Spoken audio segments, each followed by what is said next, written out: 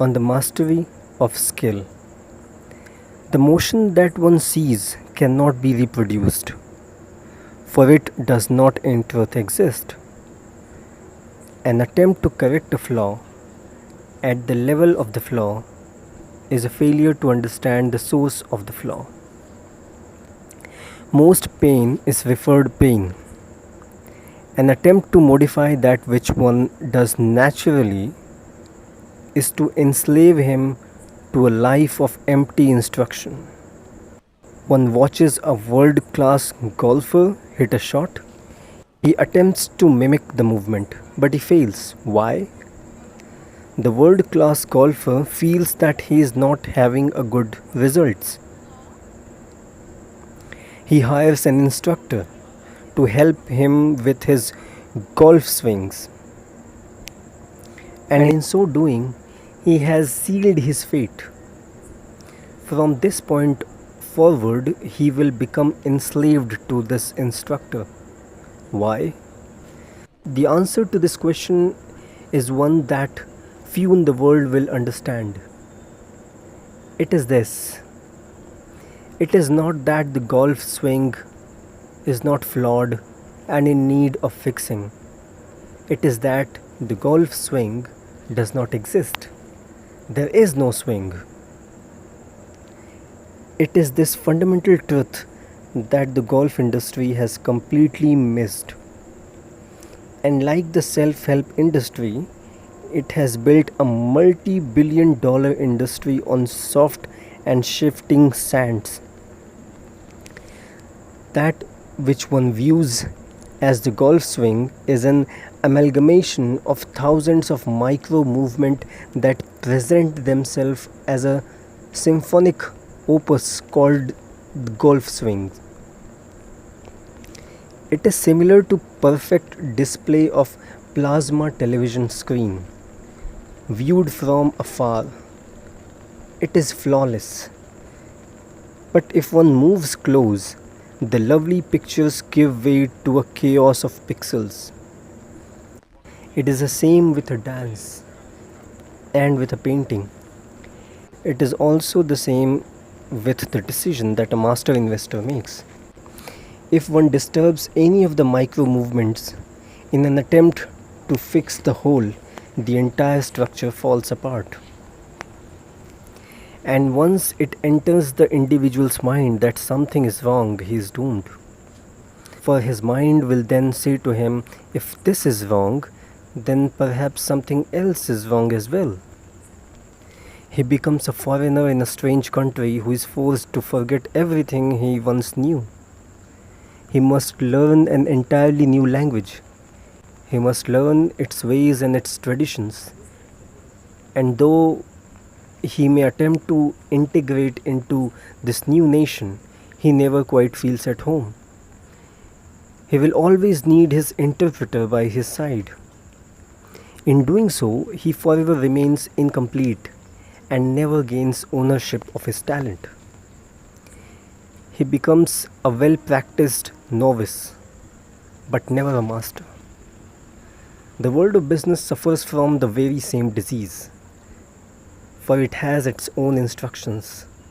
How can a man learn decision-making techniques from a master investor?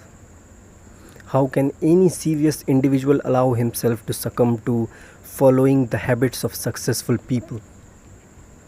The fact that such things are taught with a straight face demonstrate how far into delusion this world has fallen. A master investor does not make decisions according to a recipe or a formula. His decisions are informed by his instincts. His instincts are informed by his experiences and his decades of experimentations. He sees what others do not see because the times that he did not see them have left an indelible impression upon him. Asking him for advice or an article or a speech about how to make great investment decision is like a frog asking an eagle to teach it to fly. A mastery of skill comes from a place that is deeper than the skill itself. A mastery of technique comes from a place other than the physicality of the movement. The human body, you see, is not made to technique. It is made to respond and react. It rejects methodologies and technical instruction in the same way that it rejects its opposite blood type. It does not respond to technical manipulations and corrections. It responds to perception. One does not become a master by way of technique training. One becomes a master by way of perception training. If the body knows the what, it creates its own how. The sort of how no instructor in the history of the world would even think of, much less teach. For these hows are found in places that no man would ever think to look.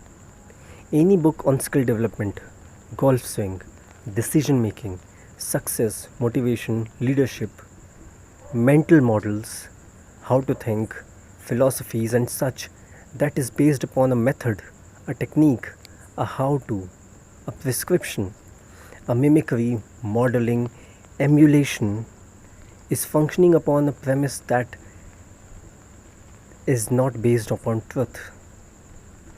These books are appropriate for those who seek to be well practiced novices. They are of no use to the one who seeks to become a master. And most ironically, they are not for the one who seeks to become the very person that the book teaches him to emulate. To read a book by Warren Buffett in hope of becoming Warren Buffett is like reading a book written by Tiger Woods in hope of becoming Tiger Woods. Shall I reveal to you a secret? You will never become Warren Buffett, and you will never become Tiger Woods. Would you like to know why?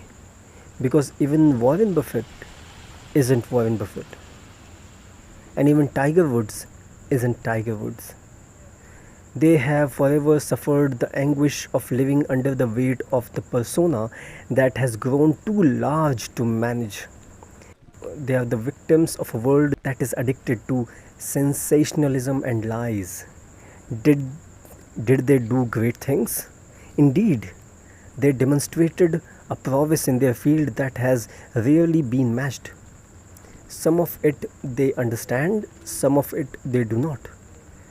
But their understanding of the game and the instinct that have blossomed within them are not speakable things, or instructable things, or hackable things.